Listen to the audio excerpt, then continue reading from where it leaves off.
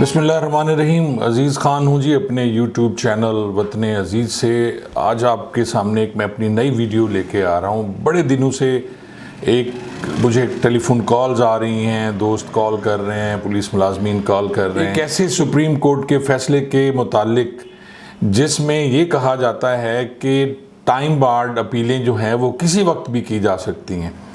मैंने बहुत से दोस्तों को इसके सिलसिले में बताया कि ये फ़ैसला जो है वो इस तनाजुर में बिल्कुल नहीं है जिसमें लोग इसको देख रहे हैं। एक्चुअली हुआ ये, इसकी मुख्तसर कहानी मैं आपको बता दूं।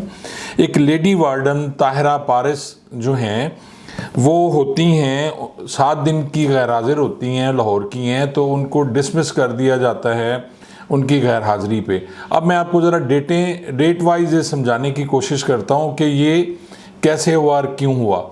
ये ताहिरा जो हैं ये 12/8/13 को अपनी ड्यूटी से गैर हाजिर होती हैं और इनकी गैर हाजिरी 19/8/13 यानी टोटल 7 दिन की गैर हाजिरी बनती है। इनकी गैर हाजिरी में इनको शोकाज नोटिस जारी होता है, लेकिन वो शोकाज नोटिस उन्हें कन्वे नहीं होता। डिपार्टमेंट वो शोकाज नोटिस उन्हें नहीं भेजता और फिर इनको इनकी गैर मौजूदगी में 11 दिसंबर 2013 को चीफ ट्रैफिक इंस्पेक्टर इन वार्डन साहबा को अपनी सर्विस से बर्खास्त कर देते हैं। अब वो बीमार थी, वो नहीं आई, तो फिर उन्होंने आके मोरखा 14/2/15 यानी 13 में वो गैर हाजिर हो रही हैं और 14 फरवरी 2015 में वो आके एक एप्लीकेशन सबमिट करती हैं डिपार्टमेंट को कि जी मैं बीमार थी, मेरी ये प्रॉब्लम थी गायनी की, फिर मैंने एक बच्चा जन्म दिया और वो भी बीमार रहा जिसकी वजह से मैं नहीं आ सकी, और आप मुझे मेरी जो आपने किया है, मुझे गैर हाजिर डिसमिस किया है, आप उसकी मुझे कॉपी दें। तो वो ये कॉपी वसूल करने के बाद वो अपील में जाती है, लेडी वार्डन जो अपील में जाती है, और उसकी अपील 2 साल क्योंकि हो चुके होते हैं, वो अपील उनकी टाइम बार्ड कर दी जाती है, रिजेक्ट कर दी जाती है।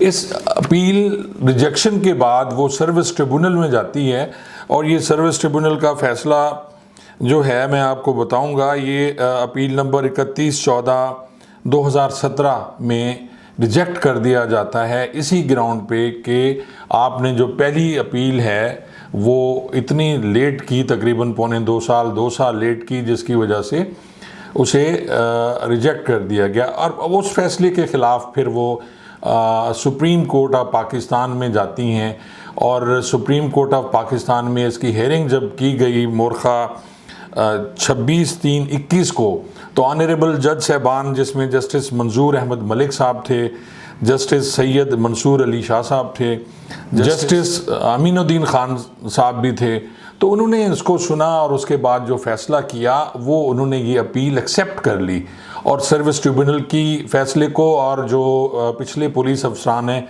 उसके फ़ैसले को रिजेक्ट कर दिया। कि उसके ग्राउंड्स में अब आपको बताता हूँ कि किस ग्राउंड पे इसको एक्सेप्ट किया गया कि जी ये फ़ैसला बिल्कुल सही है। और वो जो उसकी गैर हाज़िरी थी वो सिर्फ 7 दिन की गैर हाज़िरी पे उसको सज़ा दी गई। अब इसमें जो मामला ज़ेरे बहस आया वो ये था कि अगर वो खातून वार्डन थी, गैर हाजिर थी, तो डिपार्टमेंट को उसको शोकाज वसूल कराना चाहिए था। जो डिपार्टमेंट के पास कोई ऐसा प्रूफ नहीं था जिस पे उसकी वसूली शोकाज के सिलसिले में हो। फिर डिपार्टमेंट ने ये फ़ैसला एक्स पार्टी किया और उसको डिसमिस किया उसकी गैर मौजूदगी में। ये सबसे ज़्यादा अहम पॉइंट है कि उसको उसकी गैर मौजूदगी में डिसमिस किया गया। तो ऑनरेबल सुप्रीम कोर्ट ने ये इसमें कहा कि आर्टिकल 4 और article 10A constitution of Pakistan जो है वो इक्वल बराबर हुकूक देता है तमाम लोगों को ट्रायल के, तो उसको प्रॉपर ट्रायल का मौका नहीं दिया गया। तो इस पे एक्सेप्ट हुई और ये डिसाइड हुआ कि अगर उसने वो अपने आर्डर्स डिसमिसल के, जिसको डिपार्टमेंट तस्लीम कर रहा है कि वो 14/2/15 को उसने वसूल किए और उस पर उसके साइन है, इससे पहले उसके कोई साइन या दस्तखत मौजूद नहीं थे कहीं भी कि जी उसे शोकाज नोटिस या डिसमिसल आर्डर मिले हैं, तो इस तरह इस ग्राउंड पे ये कहा गया कि क्योंकि उसको आर्डर मिले ही नहीं थे और उसे आर्डर उस वक्त 14/2/15 को उसने वसूल किए, तो उसके बाद वो फौरी तौर पे अपील में चली गई, तो इसलिए उसका राइट बनता है कि उसको सुना जाता। और इसलिए फिर ऑनरेबल सुप्रीम कोर्ट ने ये भी कहा कि अगर डिपार्टमेंट चाहे तो इसकी इंक्वायरी दोबारा डिपार्टमेंट करा सकता है। यानी इसमें सिर्फ 2 ग्राउंड थी कि उसको सफाई का मौका नहीं दिया गया और उसने वसूल नहीं किया था अपना शोकाज नोटिस और डिसमिसल आर्डर। तो ये तासुर यहाँ बिल्कुल गलत है जो दोस्तों में पाया जाता है कि किसी वक्त भी आप टाइम बार्ड अपनी अपीलें लेके कहीं भी चले जाएंगे।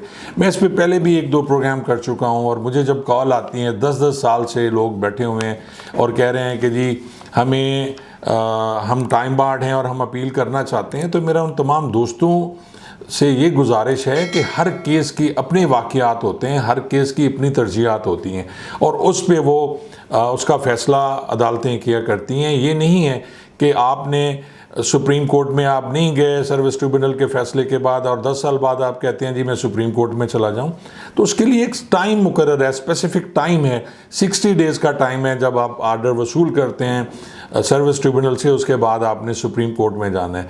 इसी तरह जो इनिशियल फ़ैसले हैं उसके 30 दिन के अंदर अंदर आपने जाना होता है।